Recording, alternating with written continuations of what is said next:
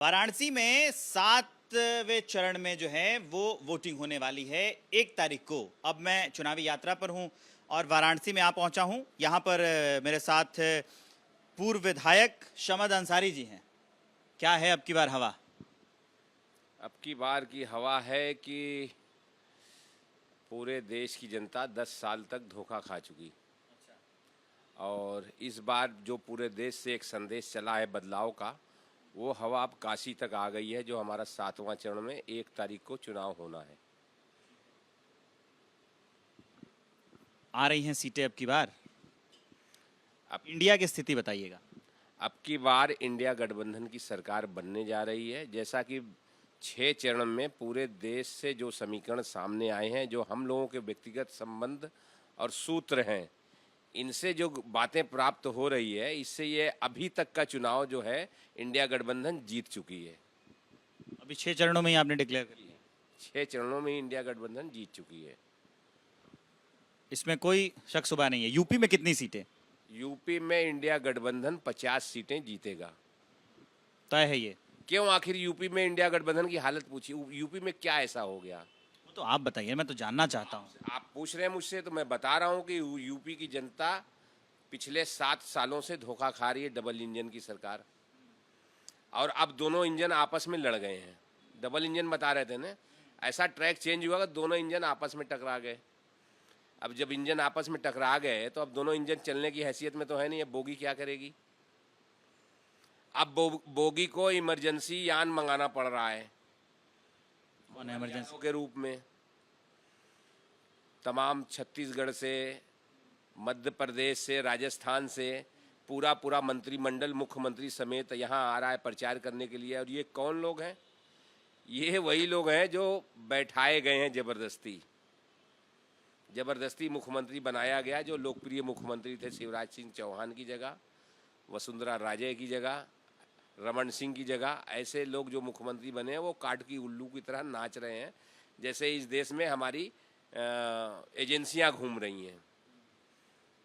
और जिस तरीके का माहौल है, कल दिन एजेंसी हम जैसे लोगों तक भी आ सकती है। आप तो पूर्व विधायक रहे हैं, तो आपको खासा यहाँ के इलाके के मतदाताओं का ज्ञान है। खास करके मैं जानना चाहता हूँ कि मुस्लिम जो वोटर्स हैं उनका भी आपको काफ़ी अनुमान है। तो आपको क्या लगता है कि मुस्लिम वोटर्स उसका जो पूरा वोट है वो इंडिया गठबंधन को भी है या फिर वो एनडीए में भी शिफ्ट हुआ है? नहीं, अभी तो जैसा लग रहा है प्रधानमंत्री ने बनारस में जिस तरीके से अपना इंटरव्यू दिया कि मुसलमानों से तो आज तक मेरी कोई ऐसी है नहीं। जिस दिन इनके खिलाफ मैं बोलने लगूंगा तो मुझे ये सब छोड़कर जगह जाना पड़ जाएगा। तो उससे जो है कुछ लोग प्रभावित होकर इनकी तरफ बड़ी तादाद में गए हुए हैं। अब वो वोट में बदलेगा कि नहीं बदलेगा, ये तो आने वाला समय ही बताएगा। और जो इनके अपने वोटर थे, जो पिछले 10 सालों से मोदी जी के नाम पे वोट दे रहे थे, हमारे प्रधानमंत्री, हमारे सांसद, और उनके साथ जो इन्होंने व्यवहार किया, अभी पूरे बनारस में आप घूम के देख लो। विकास के नाम पे काशी कॉरिडोर और एयरपोर्ट से आने का रास्ता को छोड़ दीजिए, आप शहर चलने लायक नहीं है। आपकी पार्टी का पीएम कैंडिडेट कौन होगा? बड़ा सवाल उठता है। आप यहाँ के इंफ्रास्ट्रक्चर पूछते पूछते पार्टी का पीएम ले आएगी। हमारा इंडिया पहले यहाँ के इंफ्रास्ट्रक्चर पर ही बात कर लेते हैं। हमारे शहर में 5 विधानसभा है इस पार्लियामेंट क्षेत्र की। शहर की 3 विधानसभा है। तीनों विधानसभा के विधायक पूर्णतः शून्य है। जनता के किसी भी सुख दुख में सहभागी नहीं किए, जिसके कारण बाहर के प्रदेशों से, बीजेपी शासित राज्यों से बड़ी संख्या में नेता और मंत्री को बुलाया गया है प्रचार करने के लिए। अब ये मंत्री एक एक गली द्वार पे जा रहे हैं तो वो वहाँ पे जनता पूछ रही है कि आपने हमको क्या राशन फ्री में हम भिखमंगे हो गए कि राशन की बात हमको बता रहे हो? ये काम तो पहले से ही होता चला आया था। आपने जो इंजेक्शन हमको लगा दिया जबरदस्ती, और इंजेक्शन लगा के आप तो सर्टिफिकेट दे रहे थे कि बाबूजी ने जान बचा ली है, हमारे देश के प्रधानमंत्री ने आपकी जान बचाई, ये सर्टिफिकेट है इस बात का गवाह। और जैसे ही ये सब अभी रिपोर्टें आई, सब नेगेटिव हो गया तो कांग्रेस ने इसको मुद्दा भी तो नहीं बनाया ना? अरे हम लोकल स्तर की बात कर रहे हैं मेरे भाई। स्थानीय स्तर पर कितने प्रदर्शन हुए? स्थानीय स्तर की मैं बात बता रहा हूँ, वोटरों में क्या चल रहा है। तो वोटरों में ये चल रहा है, जो वैक्सीन आपने लगाई उसके कारण हर एक परिवार में कोई या तो चला गया है या कोई जो है पैरालाइज हो गया है या कोई गंभीर बीमारी से ग्रसित है। आज जब से ये बातें अखबार में छप गई कि जिसने वैक्सीन लगवाई है उसके साथ कुछ ना कुछ हो रहा है, क्लॉट जम रहा है, कुछ हो रहा है, सारे लोग वैक्सीन लगवाने वाले दिन रात सीताराम सीताराम सीताराम जप रहे हैं। समझ जी, आपको क्या लगता है कि ये मुद्दा आपकी बार वोटरों को प्रभावित करेगा इस चुनाव में जो 1 तारीख को होने वाले हैं, वोटिंग जो होगी? जब ये मुद्दा, यही मेन मुद्दा है, महंगाई की मार, बेरोजगारी की मार और वैक्सीन का मामला, और इसको लेके जनता वोट करने जा रही है। जिसको 10 साल तक धोखा दिया, अब वो इस बार उस अपने वोट से जवाब देने जा रही है। पहली बार होगा, देश में इतिहास बनेगा, जो भारत की प्रधानमंत्री की संसदीय सीट है, अभी तो प्रधानमंत्री हैं और उनकी संसदीय सीट है, और वहाँ से जब वो हारेंगे तो ये पूरे विश्व में पैगाम जाएगा।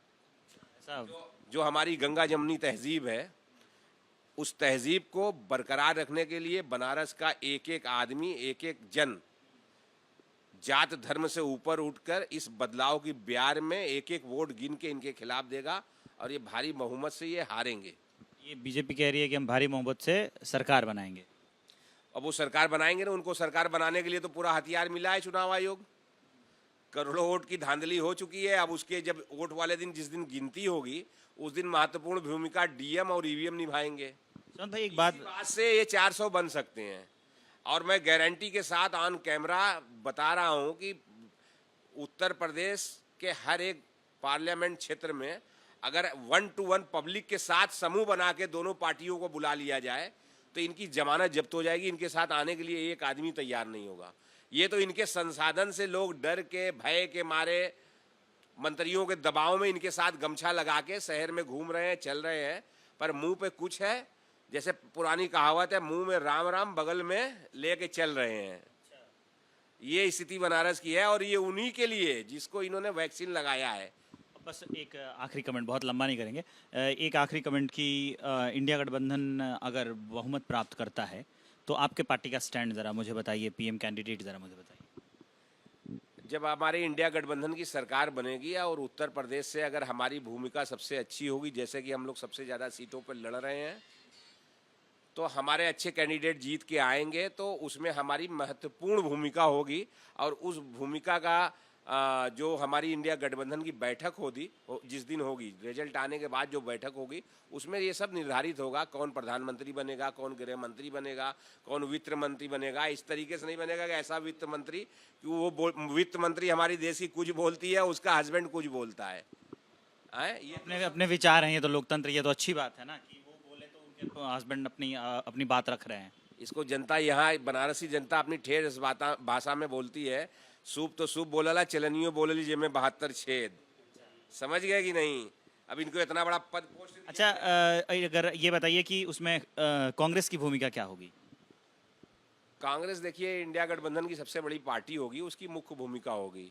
और कांग्रेस ने जिस तरीके से उत्तर प्रदेश में अपना मन बढ़ा करके इतनी सीटों पर समाजवादी पार्टी और एलायंस को लड़ाया है, उसी तरीके से देश में भी वो देश को बचाने के लिए समर्पण करेगी और देश में कोई अच्छा फैसला लेगी। और कांग्रेस उसके लिए महत्वपूर्ण भूमिका निभाने के लिए भी तैयार है। देश सबसे सर्वोपरि है। देश को बचाना, इस देश को आगे ले जाना कांग्रेसियों के कल्चर में रहा है, और ये देश पहले से ही बहुत तरक्की किया था। ये देश सबसे ज़्यादा घाटे में सन 2014 से 2024 तक गया है। समद अंसारी जी हैं, पूर्व विधायक हैं, कांग्रेस के नेता हैं, खुलकर अपनी बात रखते हैं। माफ़ कीजिएगा, सपा के विधायक है, मुझसे गलती हो गई। तो अपने खुल के अपने जो है विचार रखते हैं, और अब की बार इनकी बातों से लग रहा है कि इंडिया गठबंधन मजबूत है। इंडिया गठबंधन मजबूत है। बनारस की लड़ाई बहुत टफ है ना? बहुत। बनारस की लड़ाई बहुत टफ है। मैं हूँ विवेक श्रीवास्तव और कैमरे के पीछे मेरे सहयोगी सुनील हैं।